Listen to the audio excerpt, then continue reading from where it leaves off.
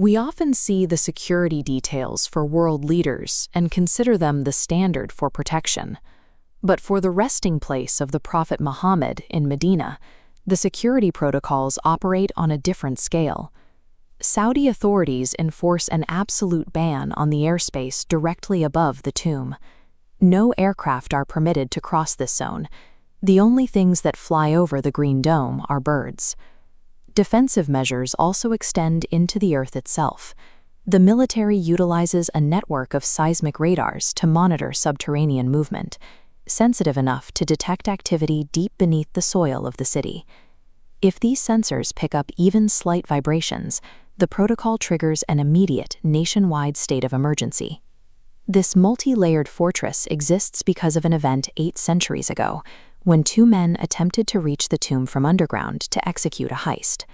1,000 years ago, the Islamic world was in a state of collapse.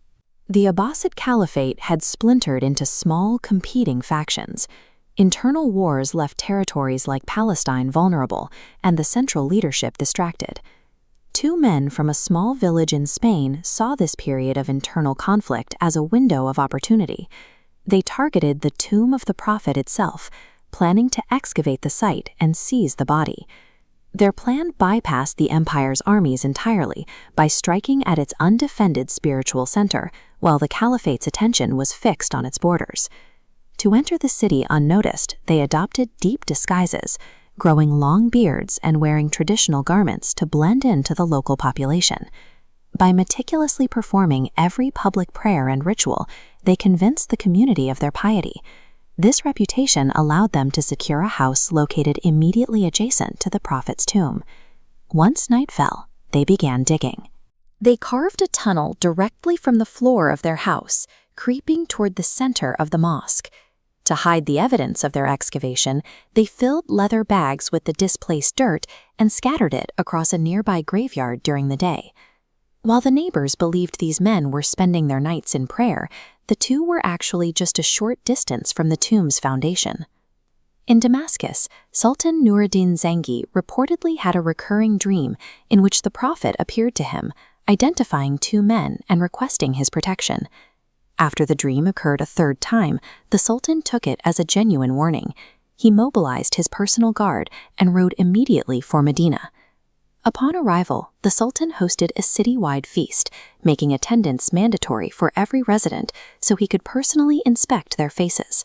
He noticed that 2 men were missing, the same pious residents who spent all their time in prayer. The Sultan marched directly to their home. When he entered, the Sultan identified the men from his dream. He searched the house and tore back a heavy carpet, revealing the entrance to the tunnel leading to the tomb. The men were executed in the Medina Bazaar, intended to serve as a warning for anyone else considering such a plot. This story has been retold for centuries by scholars and historians. However, historical evidence indicates that the entire narrative is a fabrication. The legend originated in a book by a writer named Al-Samhudi. Al-Samhudi wrote this account 3 centuries after the Sultan had died. Even within his own text, the author notes that he heard the story from an unnamed source, with no verifiable chain of evidence. We can contrast this with the actual contemporary records, specifically the 10-volume biography by Ibn al-Athir, written just a few years after the Sultan's death. This biography is so detailed, it records the Sultan's physical appearance and even the number of pigeons he owned, and it is highly improbable that such a comprehensive, detailed record would omit a heist at the Prophet's mosque. The myth also contradicts the theological belief that the Prophet is protected by God, making a rescue by a mortal sultan unnecessary. The story survived because people trusted the reputation of the scholars who repeated it. The same reliance on the appearance of a credible source is exactly why modern AI-generated content can be so effective at spreading misinformation today.